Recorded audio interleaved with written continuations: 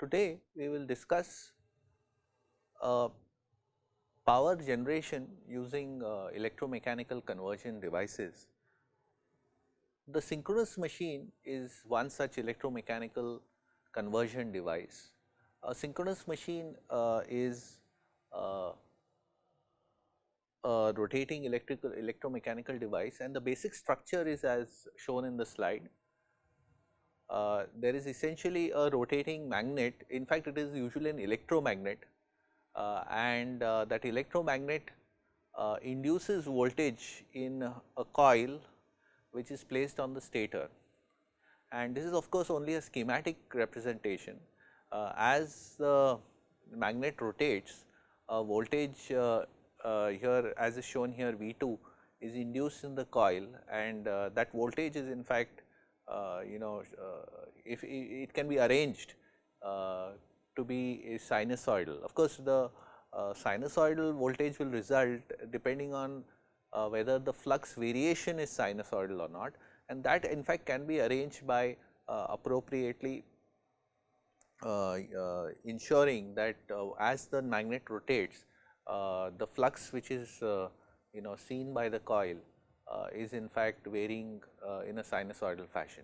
Now, this synchronous machine is usually a 3-phase synchronous machine. It is not very difficult to arrange for 3-phase voltages.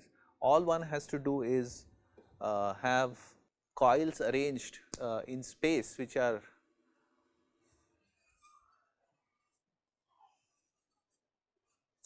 120 degrees apart. So, you can have voltage induced here, here and eventually here. They are 120 degrees apart in space. This is of course a schematic representation. A real life machine in fact will be consisting of a stator, and the stator in fact has slots in which these windings are in fact being put. So, if you actually turn this around, you will find that the stator in fact is of this nature. There are slots.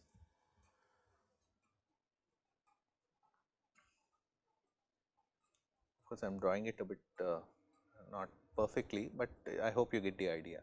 And this is essentially the ferromagnetic, usually a ferromagnetic core or the stator, and the coils are arranged in these slots. So, the coils are in fact going right inside, there is an overhang, and then it is in fact entering some other part and coming in like that. So, in fact, the coils are wound in this fashion.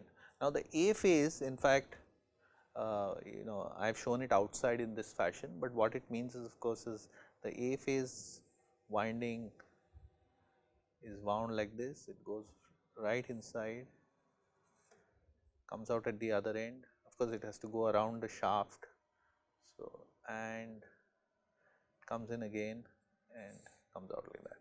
So, this is in fact this coil here, what is just showing one coil is going inside and coming out that way, and you have in fact many such turns, and these turns are in fact spread over so the periphery.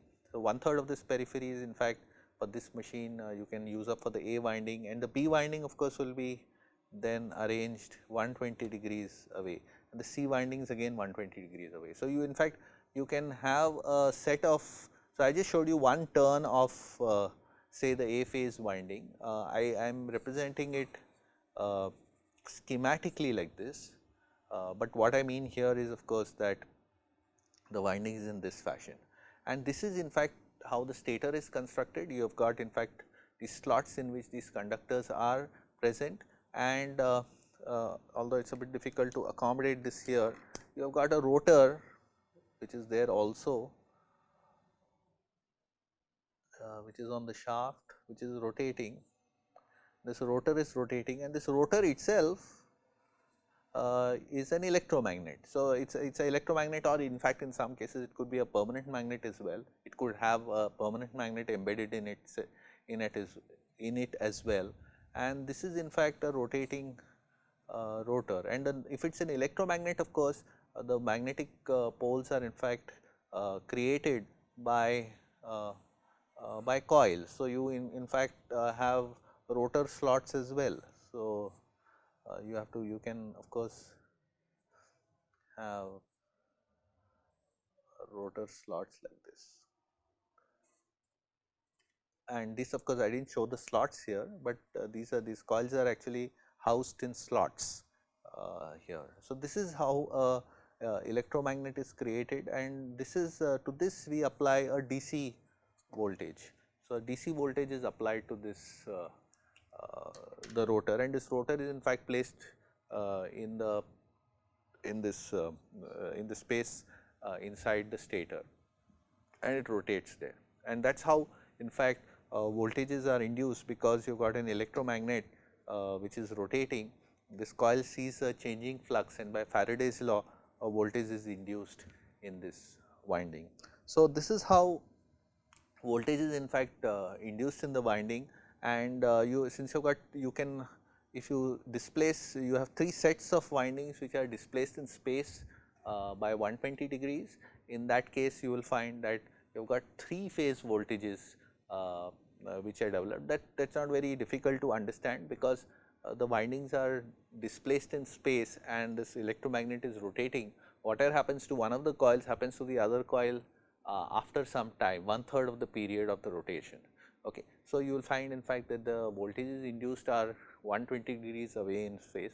So, generating 3 phase voltages is quite straightforward. There is no major mystery. One more interesting point is that which one should which is later on quite important, is that if you have got I will just now just show it schematically. If you have got 2 machines, I have just again show the rotor as a schematically, as a, it could be an electromagnet or it could be a rotor with embedded permanent magnets. But suppose these are the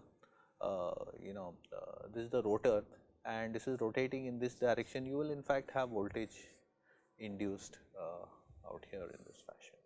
So, you could have voltages induced, and if you have got another electromagnet which is also rotating at the same frequency in another machine, but it is here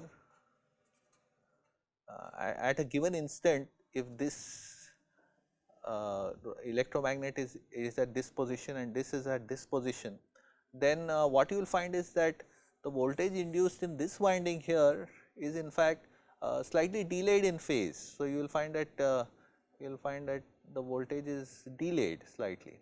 The reason is that this electromagnet, whatever happens here is happening a little bit later here. Okay. So, there is a phase difference. So, an interesting thing is that the open circuit voltage which appears across the machine stator windings is actually in some way related to the relative position of the electromagnet. Okay. So, if you have got 2 machines, then the relative phase between them will be determined by the relative phase, the relative positions of the electromagnets. Even if they are rotating in the same frequency, the phases may not be equal if the relative position is different. So, if you take 2 machines as I showed here, you will get voltages with different phases. Now, this has an important later on we shall see implication for how synchronous machines connected to each other behave.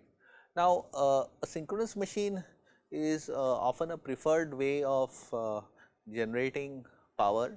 One of the reasons of course is that a synchronous machine has got 2 things which you can control in a synchronous machine. One is the speed of the synchronous machine depends on the torques on the machine. The mechanical torque of course is something you can control through the prime mover input. The synchronous machine of course is rotated using some prime mover like a steam turbine or a hydro turbine or even a wind turbine. So, you can actually have, these are the prime movers which provide mechanical power to the synchronous machine. Another important thing is that in case you have got an electromagnet, not a your rotor is actually excited by a field winding rather than permanent magnets, you can actually vary the voltage applied to the field winding, and that will of course change the strength of the flux created by the currents in the rotor windings, and that actually can affect the magnitude of the open circuit voltage which you will get across the machine. So, of course, it is very difficult, it is very simple to understand how a synchronous machine which is at open circuit under open circuit conditions operates. The open circuit voltage depends on the magnitude depends on the flux of the which is actually created by the rotor windings, and the rotor winding fluxes also depend the rotor current which creates these fluxes is dependent on the voltage you apply to the field winding, that is the DC voltage. Okay. So, one more thing which we should of course grasp is that a synchronous machine, the frequency of voltage which appears across the winding as shown here, this is directly related to the speed of rotation, okay, of this electromagnet. So, that will determine the frequency of the voltages which appear here. If you have got a 4-pole structure, for example, you have got a synchronous machine with say 4-pole structure, north, south, north and south, and the fluxes of course created by this will be all of this nature, as opposed to of course from the north to the south, whereas as opposed to a 2-pole machine where this is of course only a schematic representation. You need not, this is I have shown here as a cylindric kind of a salient pole rotor. You can have a cylindrical rotor as well as with some windings. This north and south could be created, this fluxes could be created by either permanent magnets or through field windings, as I had mentioned some time back. This is a 2-pole structure. In this case, the flux actually goes into the stator and returns via this kind of path. So, this is a 4-pole and this is a 2-pole structure. You can have 6 poles and so on as well. Now, the important thing to be noted here is of course that if you have got a 2-pole machine like the one I have shown you some time back, 2-pole machine, the A, for example, the A winding goes right inside through the slots, comes out at the other end, goes around the shaft and enters another slot and comes out at this point. Okay. So, if you look at the winding, in some sense it is of this kind and the flux through it is, since it is a this is caused by the rotor, and this flux which is going in is of this because of the rotor. So, your rotor is in fact causing this flux. I may not have depicted it very well there, but essentially this rotor is causing a flux which is going into the stator. Okay. Now, if you have got a winding which is like this, the flux is actually dependent on this, it is kind of going in through the core, and therefore, this is the flux seen by the coil, and this is the flux, the rate of change of which causes the voltage to be caused in the winding. Now, the thing is that in case you have got a 4-pole structure, remember you can't have a coil which goes around this way and comes out like this, because the flux will be in fact in that case partly going in and coming, sorry, yeah, a part of the flux is going in and coming in here itself. Okay. So, this kind of you cannot have the coil placed in this fashion. In fact, you will have to have coils placed in this fashion. So, for example, the windings will have to be placed in this fashion for the A phase, not just a coil of this kind. Okay. So, if you have, this is okay for a 2-pole winding, but for a 4-pole winding we have to ensure, otherwise what will happen is that you will have flux going in, coming out, and you will in fact have no net flux going through this. So, you can't use this winding in this scenario, because the net flux going through it will be 0. Okay. So, you need to have in fact a second set of windings. So, you will not only have a single set of ABC windings in the periphery. So, in fact, while in a 2-pole machine you will have A phase, B phase and C phase windings placed on the periphery this way. This is like the winding going in and coming out this way, this winding is going in here and coming out here, this winding going in and coming out here. So, you have got A, B, C in that fashion, whereas in this kind of machine you will have to have in fact a spread which is smaller. So, you will have A, B, C, A, B, C, C.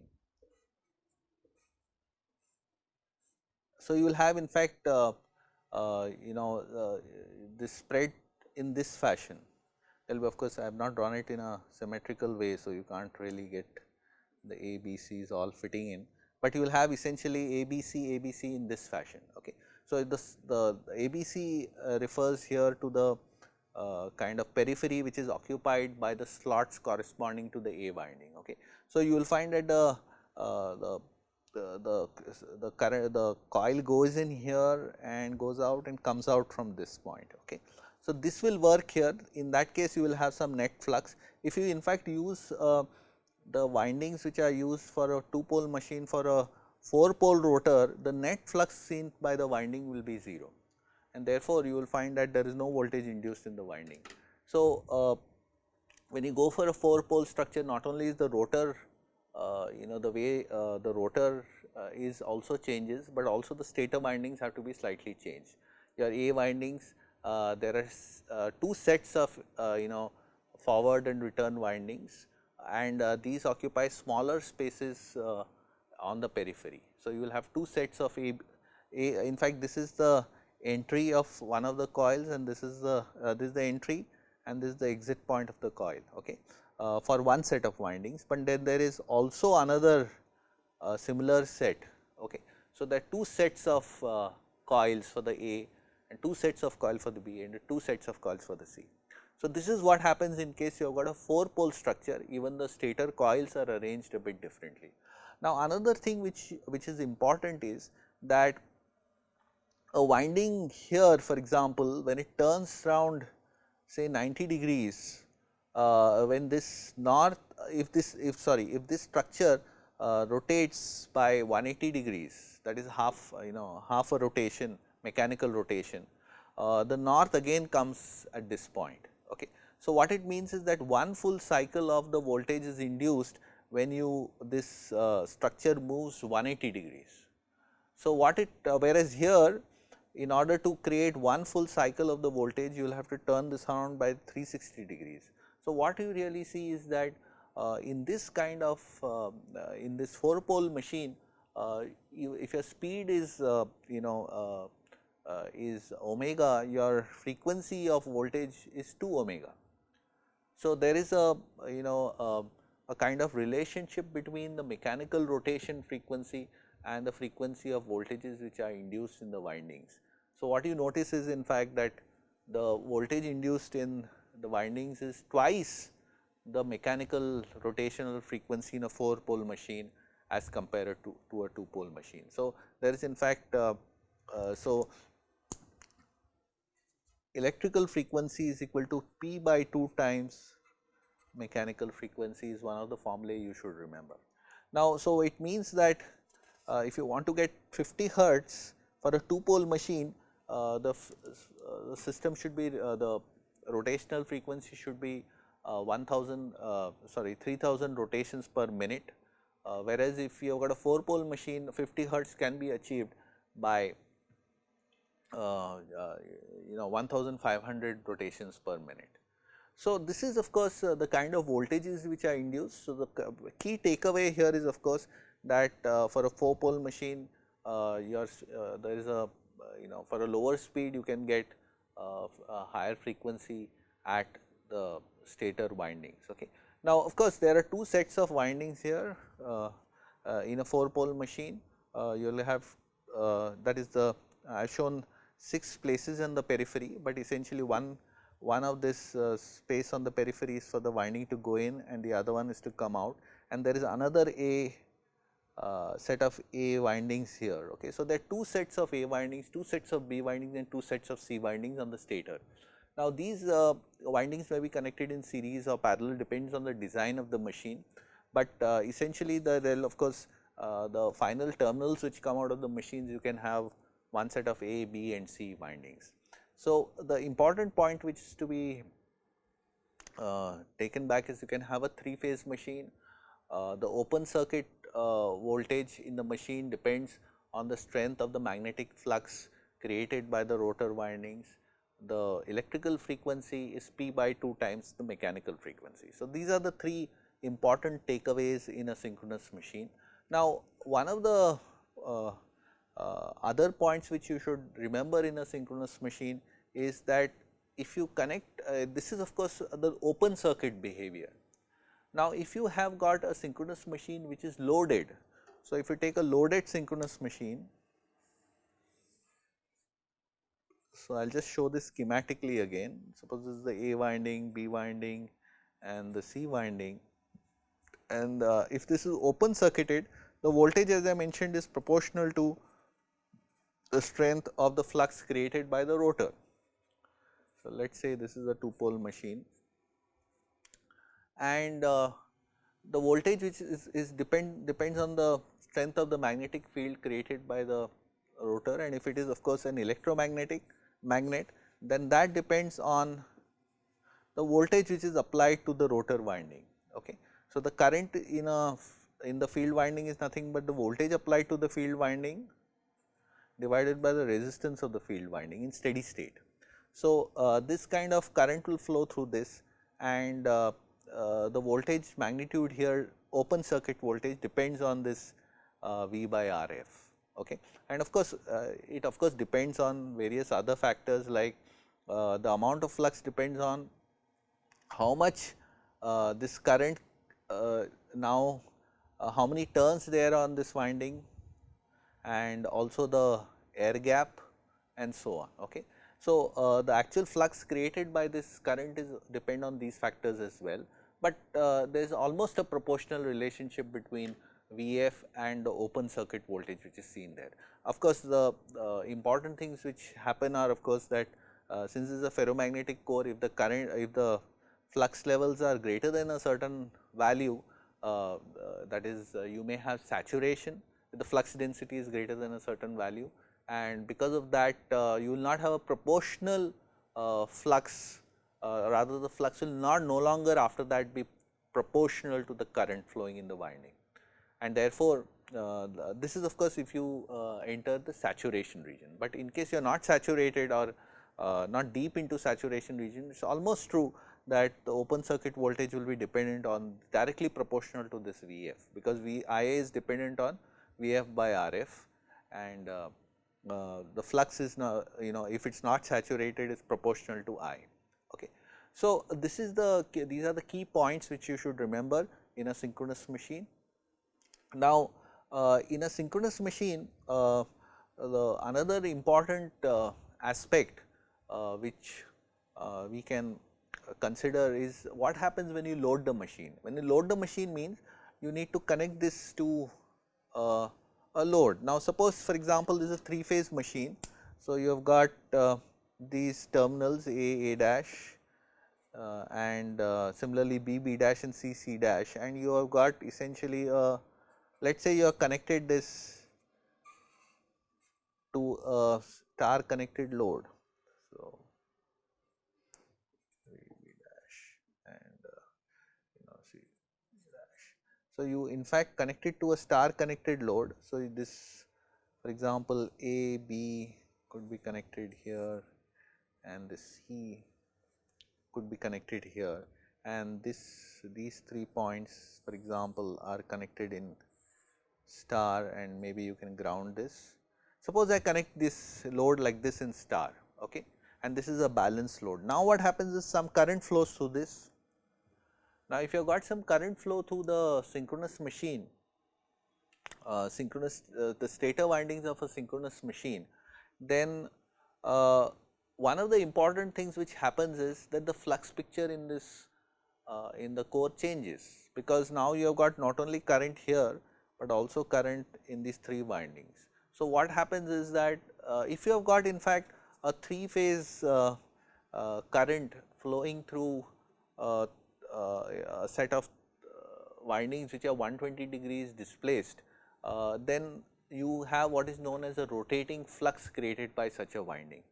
So, if this stator windings are in fact a symmetrical set of three windings which are placed 120 degrees apart, and the current through them also, if it is connected to a balance load, is also 120 degrees apart in phase, or T by 3 apart in time. Now, what you have essentially is, now once this current flows, the stator windings also contribute to the flux seen in the air gap, and that really is a rotating flux like in an induction machine. So, what you have essentially is three phase currents flowing through a set of coils which are displaced in space by 120 degrees. And if for those who are familiar with induction machine theory, would remember that this kind of currents flowing in a set of three phase coils which are 120 degrees apart in space and carry currents which are 120 degrees apart in phase for a given frequency, actually cause a rotating flux of that frequency. So, what we have is, you have got one coil like this, another coil like this, and another coil like this. So, what you have is, the currents flowing here are 120 degrees apart, and these are also 120 degrees apart in space. So, what happens is that whatever happens in this coil happens in this coil after 120 degrees. So, you feel as if the flux is rotating. So, that is the basic idea behind its flux rotation. So, through this animation you should be able to see how the flux rotates as soon as the current flows. Now, now that you have a rotating magnetic field caused by the stator currents as well. So, the rotor in fact carries a DC current through its DC windings, through its windings, and that itself is rotating because of the some turbine or prime mover is rotating it, and that is rotating at a speed which is equal to the rotational frequency, of course. And the stator on the other hand carries three phase currents. Why do they carry three phase currents? Because the voltages induced in the three windings are of different phase, they are 120 degrees apart. That is, they are T by 3 times, they are delayed mutually by T by 3, where T is the period, and these when connected to a balanced three phase load cause balanced three phase currents, and these balanced three phase currents in turn flowing through these coils displaced in space by 120 degrees cause a rotating field. So, now you have got in fact two your fluxes are actually can be are in fact a superposition of the contribution of the rotor current and also due to the stator current. Now, one of the interesting things which I will state without proof here is that in case you connect a load, what it does, it changes the flux picture. Now, because it changes the probably it is not so difficult to intuitively understand this. Your rotor flux is initially the rotor the flux is caused in the air gap only due to the rotor current. When you connect a load, the flux picture changes because now there are other currents which are altering the flux picture in the core, and this in fact since it alters the flux picture in the core, although both the fluxes are in fact rotating, both the components of fluxes are rotating at the same frequency, the final flux which is seen by the coils, stator coils, is actually a superimposition of the flux caused by the rotor as well as the flux caused by the stator windings themselves. And therefore, as you load the machine, one important thing happens, the voltage across the coils changes, and that is precisely because of this change in flux. Okay. Now, in fact, you can this is in fact a kind of armature reaction, and what you can show, this is again not shown given without, this is given without proof. In case you have got a rotor of a cylindrical pole machine, then the synchronous machine can be in fact represented as a voltage source behind a reactance in steady state. Now, this is an interesting point which you should grasp. Remember that this voltage here is the so called open circuit voltage, the voltage which will appear here in case you keep the machine open circuited. So, this is a representation of a synchronous machine. If you keep it open circuited, this voltage which appears at the terminals, in fact this voltage is in fact proportional to the field voltage, because under open circuit conditions there is only one source of current, that is the DC voltage source which is connected to the rotor windings, okay, and the rotor current is the only reason why you have flux in the core, and this is in fact the flux is proportional to the current, which is proportional to Vf if the core is not saturated. So, you will in fact find the voltage Vf, the voltage which you see here is proportional to Vf, okay, the field voltage which is applied to the field winding which is on the rotor. Now, as you load the machine, this is just a single phase representation of a 3-phase balance system.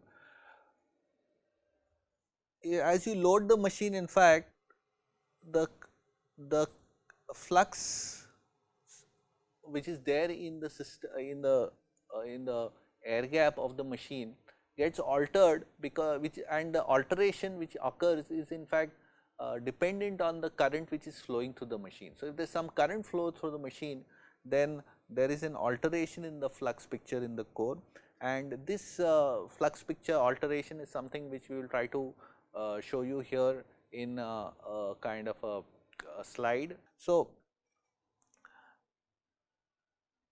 the net effect of this change of flux picture can be captured by a reactance which is known as the synchronous reactance of the synchronous machine. So, in fact, as you load the machine, that is connect some load across the stator terminals, you will find in fact that the voltage here can change. In fact, if you put a resistive load, the voltage will in fact drop. If you put an inductive load, it will drop. If you put a capacitive load, it may actually increase. Okay. So, this effect of the change of flux picture is in fact represented by this, or captured by this synchronous reactance. Now, remember that this representation is actually accurate only under steady state conditions. This excess is typically quite large in the synchronous machines. Typical synchronous machines have a relatively large value of synchronous reactance. That is, if you try to load the machine up to its rated load, you will find that there is a very significant change in the voltage from its open circuit value. Okay. So, that is an important point which you should note, that large synchronous machines is in fact quite significant synchronous reactances. Now, another aspect which is which has to be understood here is that as soon as you connect a resistance or a load which draws active power. Okay. So, as soon as you have got a load which draws active power, one important thing happens. The current flows through the machine are such that a torque is generated in the opposite direction to the rotation of the machine. So, this is also illustrated for a simple case through a simple slide here, where you see that what we have done here is at several instants of the waveform, we have actually shown you how the current flow is, and you will see in fact that the torques developed on each of these coils based on the application of Lorentz force law. You will find that the torques experienced by the machine are in fact opposite to the direction of the rotation of the machine, and this happens only if you have connected resistive loads. On the other hand, in case you have connected an inductive load, the current, remember, through an inductive load lags the voltage which is applied, and in such a case the average torque which is seen is in fact 0. So, this is also illustrated using the directions of currents which are shown in this slide. So, what you see here is in fact an interesting of course, it is intuitively comforting to note that, because as soon as you give away power or a synchronous machine supplies active power or average power, it has to get it from somewhere, and that is essentially obtained from the prime mover. The prime mover has to now work harder to keep the machine, or work hard to keep the machine rotating at the same speed. The thing is that as soon as you load the machine, the torques are created just in the opposite direction, and because they are created, torques are created in the opposite direction, the prime mover has to actually do work to keep the machine rotating. Okay. So, this is in fact, so the energy is expended, and the prime mover, in fact, if it is a steam turbine, has to in fact generate more steam, and if it is a hydro turbine, you have to let in more water to ensure that the turbine still rotates at the speed. Otherwise, the machine will slow down, and if the machine slow down, effectively a kinetic energy is then used to drive the load, which of course cannot be done for a long time. So, you have to, as soon as you load a machine, a synchronous machine, you have to provide power through the prime mover. So, that is a very important point which you need to understand. Now, a synchronous machine is of course advantageous because you can in fact regulate this terminal voltage by changing the field voltage. So, although when you load it, the voltage comes down, you could actually compensate for it by increasing Vf. So, this kind of system which actually does this is called an excitation system in a generator. So, that is one degree of control which you have in a synchronous machine. So, there are in fact two aspects to synchronous machine control. One is the control of the torque input to the synchronous generator. We are mostly talking of generators here. So, we will talk of torque input through a prime mover, and that is in fact has to be controlled. So, the prime mover is in fact a turbine usually, and the second thing which is controlled is the excitation voltage, that is the voltage applied to the synchronous machine field windings. So, these two controllers are important in a synchronous machine. We will turn our attention to these excitation and governor systems.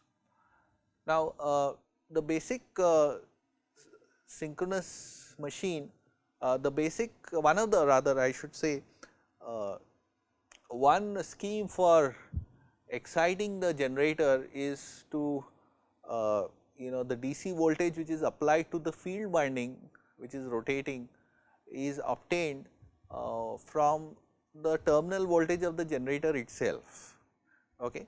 So, you can step down the terminal voltage of the generator and this voltage can be applied to this synchronous machine, to this control rectifier, and this is the same kind of rectifier that we considered in the previous lectures. This is a line commutated Thyristor based converter usually, and this in fact rectified voltage is fed to the field winding, and since it is a controlled rectifier, you can actually change the voltage which is applied to the field winding, and therefore, you have got a degree of freedom in the control. You can actually regulate the amount of voltage. You can in fact regulate the terminal voltage which appears across the generator by adjusting the field voltage. So, this is one of the ways of doing it. Of course, this system may appear a bit odd to you in the sense that the output of the main generator is being fed back to the field winding. So, one question which may arise in your mind is this system self excited, in the sense if we actually connect this in this way, would we actually generate voltages? Because if you look at this system, the AC voltage applied to the control rectifier is coming from the terminal voltage, and the terminal voltage which is available is available only if you apply some field voltage here. Okay, because only if there is a field voltage, you will cause a field flux, and that will cause the terminal voltage. So, just as an interesting experiment, let us just see simple self excitation of a synchronous machine, can it really occur? For example, if I just connect this system, will it generate voltages? So, this is something which we will try to show through this video here. So, what I will do now is just show you a small video clip of how one can simply excite a synchronous machine by simply connecting its output back onto the field via a diode rectifier. A diode rectifier in fact is not a controlled rectifier. So, we will not be able to achieve much control over the voltage which we are getting. I will just show you that the voltage suddenly kicks and the machine self excites. Okay. So, what I will do is connect the diode rectifier, the input of the diode rectifier to the output, the terminals of a synchronous machine in the laboratory. Then the DC terminals of the rectifier, I will feed it back to the field of a synchronous machine. Then I will start rotating the machine slowly, and at a particular point you will find that this whole system excites on its own. Okay. So, let us see that video clip. So, this is our setup in the laboratory. What I have done is I have connected initially the static a controlled rectifier is connected to the field winding, but I also have a diode rectifier which right now is open. So, that is what was shown to you. The input of the diode rectifier is of course the terminals of the ABC terminals of the generator itself. What I will do is I will disconnect the existing controlled rectifier, and instead of that I will connect the output, the DC terminals of the diode rectifier to the synchronous machine field. Okay. So, that is what you are seeing here. So, the diode bridge is connected to the generator terminals on the AC side, and the DC terminals are connected to the synchronous machine field winding. Okay. So, this is what I have done. Of course, if I do not rotate the machine, there will be no voltage induced and nothing will happen actually by doing this. But what I will do now is slowly start rotating the machine. Okay. Remember that I am not separately exciting it. The output of the output voltage at the terminals of the DC machine itself, of the synchronous machine itself, is being used to excite the machine. Okay. What I am doing now is starting the prime mover, which is the DC machine. What you are seeing here is I have applied the field voltage to the DC machine. Now I am applying the armature voltage to the DC machine, which is the prime mover to the AC machine. As soon as I start it this way, you will find that the machine starts rotating. You will shortly see the machine rotating.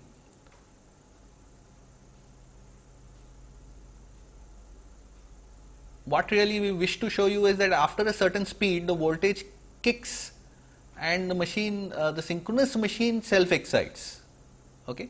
So, what you see is that there is some voltage at the terminals of the machine.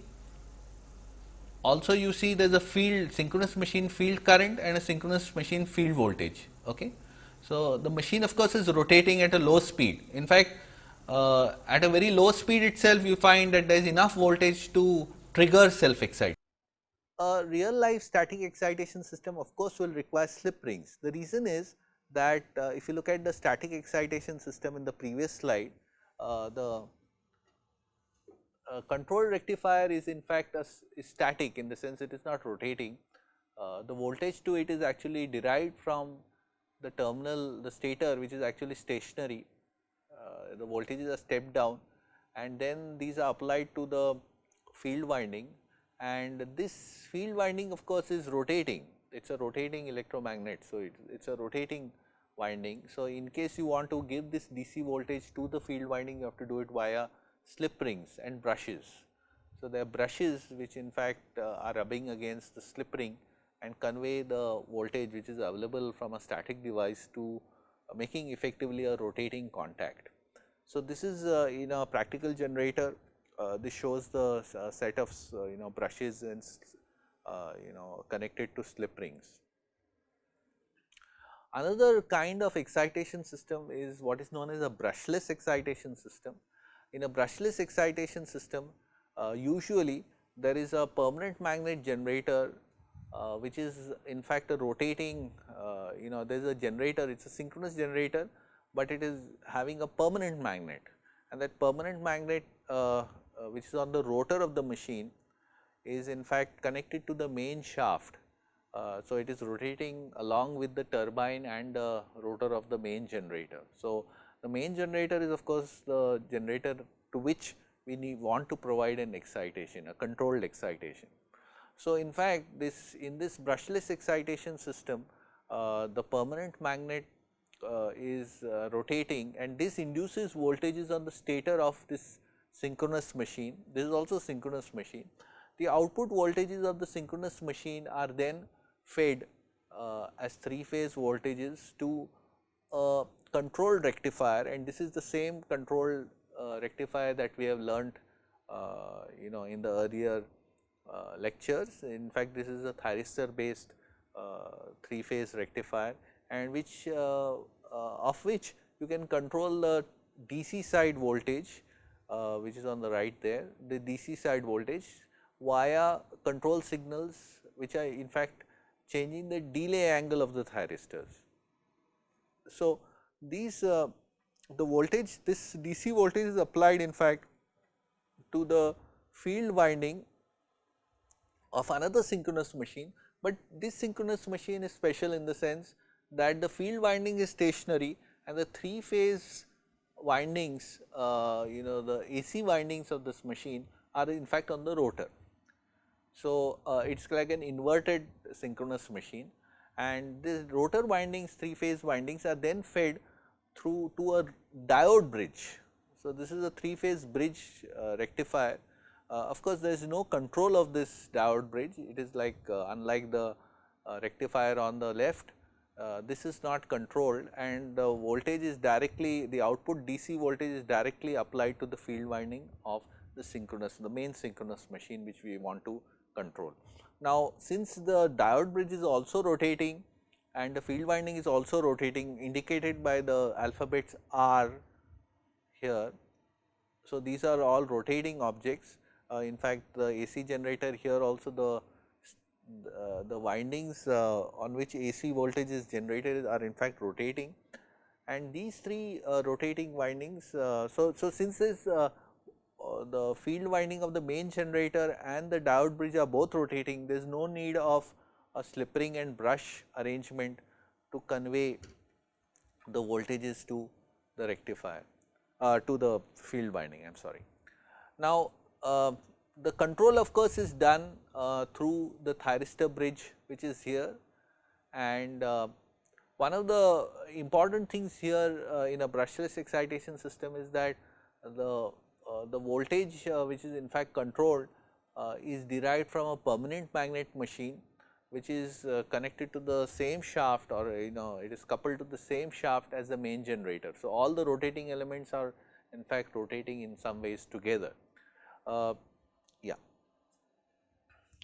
Remember that this Thyristor based bridge rectifier, which is used in most excitation systems of synchronous machines, is in fact is in fact made out of a several thyristors as shown here, and we have also seen how the nature of waveforms and the general characteristics of such a thyristor controlled rectifier. Remember that the DC voltage, the output of this rectifier in fact it can be positive or negative, but IDC cannot be negative. Okay. So, that is an important characteristic of this rectifier.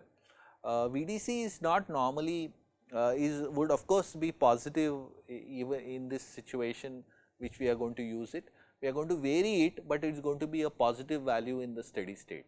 The only reason why VDC could be negative for some instance of time or some duration of time is that if we want to suddenly reduce the current in the field winding. A field winding is like an RL circuit. So, if you want to suddenly reduce the field current, you can in fact temporarily make VDC negative for a short while to speed up the reduction in the current. But in the steady state, of course, both VDC and IDC are positive. but since this is a thyristor bridge, so long as the current IDC is continuously flowing in the direction shown there, we can transiently in this case, because it is an RL circuit, for transient situations you can in fact make VDC negative, and this can in fact help you to reduce the field voltage should you require it. For example, a synchronous machine is connected to a load, and because the voltage as you load the machine drops, you may have increased the field voltage to the rotor winding, and now this load is suddenly tripped. So, then what happens is the load is suddenly tripped, you again become open circuited, the voltage across the machine terminals may suddenly become large, and because it becomes large, you may actually have over voltage, and to avoid that over voltage, you may actually want to reduce the field flux. To reduce the field flux, you will have to drop the field current, and in that situation this feature of making VDC negative may be useful transiently. Now, having a AVR excitation system which is controllable gives us some ways in means of course, since it is controllable, we should use it in a prudent fashion to achieve the objectives which we require. Now, since it is controllable through a power electronic device, we can achieve reasonably fast control. So, remember that a generator in fact is the main device to which we apply the field voltage, and this hardware which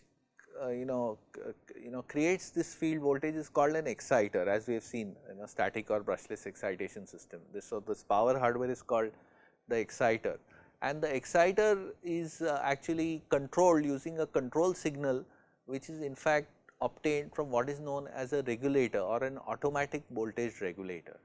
So, a simple control strategy which can be used in a synchronous machine is to regulate the terminal voltage. So, what one can do is in fact measure the terminal voltage of the synchronous machine through a terminal voltage transducer, and then compare it with the voltage reference, and if it is less than the voltage reference, the regulator commands the excitation system to increase the field voltage.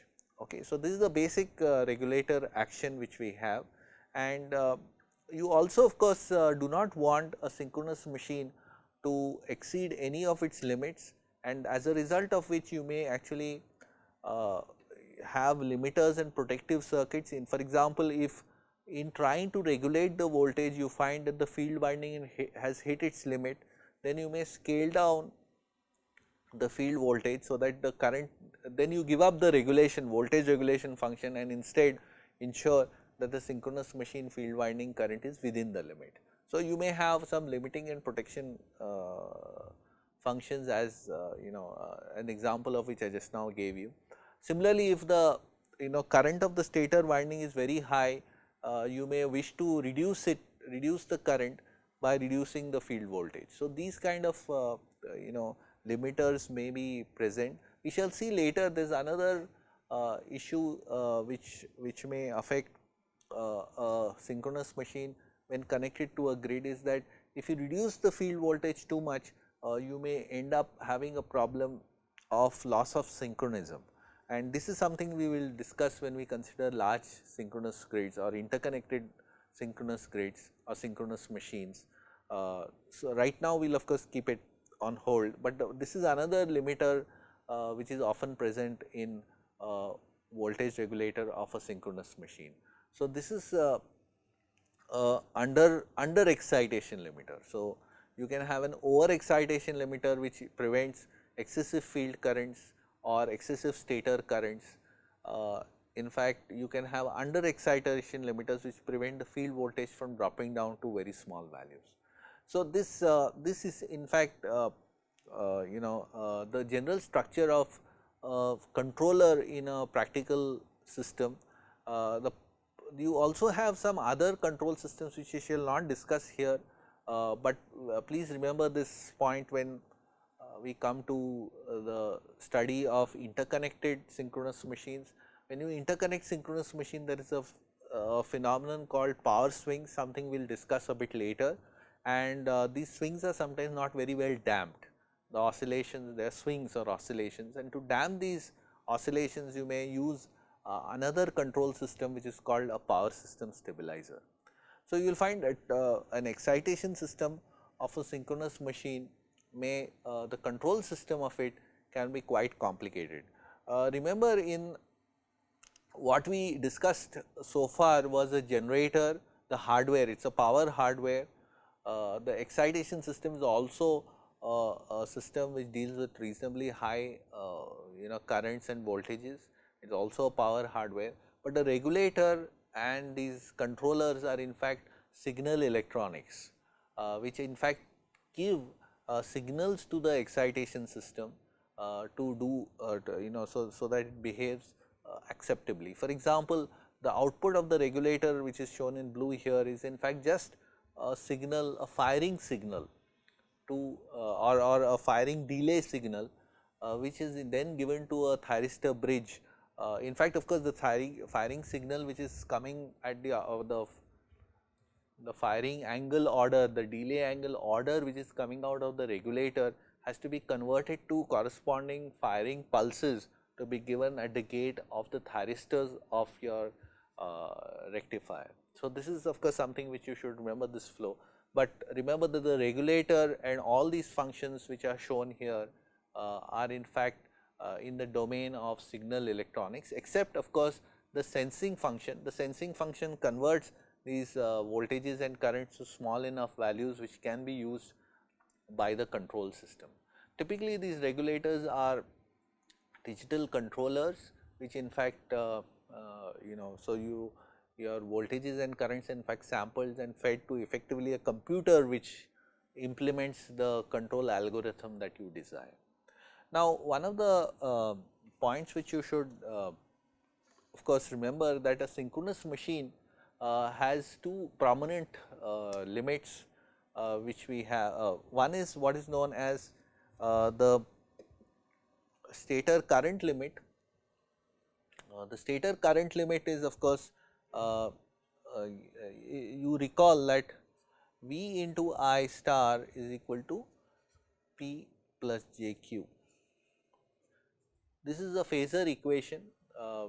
Now, the thing is that if you assume that the magnitude of voltage, so in fact root of p square plus q square is equal to V into I, where these are the magnitudes of this voltage and current. Now, since the voltage at the terminal of the machine is usually regulated, it will be plus or minus 5%, between plus or minus 5% of the rated value usually. So, for all practical purposes you can, let us take this to be 1. So, if you look at this,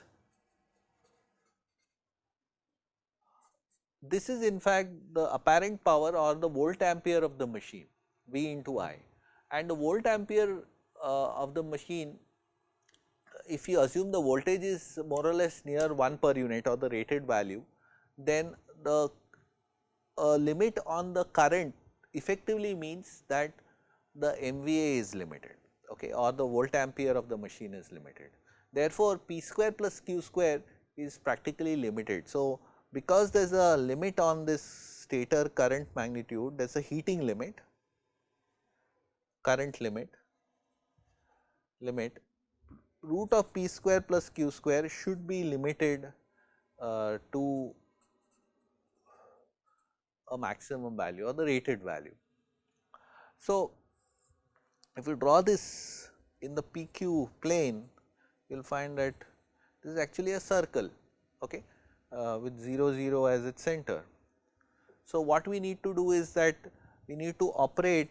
So, your P and Q of the machine should be within this circle, P square plus Q square less than MVA. Now, another important thing which you should remember is that if you got a synchronous machine and this is of course connected to say a load, and this is the field voltage, I am sorry, this is proportional to the field voltage, this is the open circuit voltage, this is synchronous reactance, this is the field voltage. Now, if this is proportional to the field voltage. Now, the important thing is that the power,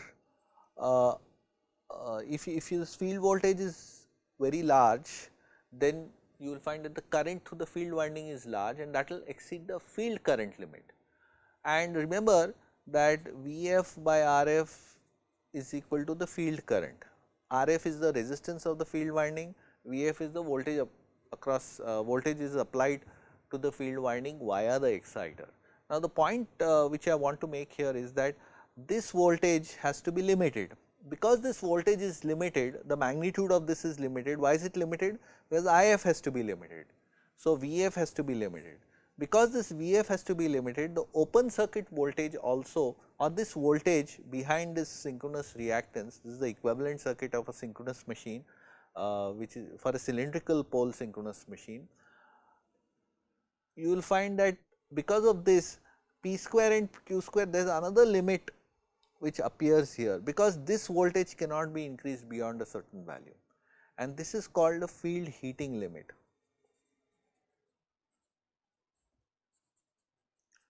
Another limit is called the under excitation limit. This is often due to system considerations. You should not reduce the field voltage to a very small value, as it may cause loss of synchronism, something which we shall learn a bit later. Okay. But let me just tell you right now that this also causes a limit on this side. Okay. This is not something I will derive here, but this is essentially another limit which comes into action. So, your synchronous machine has to operated in this region, and the limiters and the protective circuits which are shown in this figure here are in fact ensuring that you can try to reduce this or adjust this reference voltage in the voltage regulator, so that you do not exceed any of these limits. So, with this we will stop here, and in the next class we will look at some of the control system blocks which are used to implement a voltage regulator.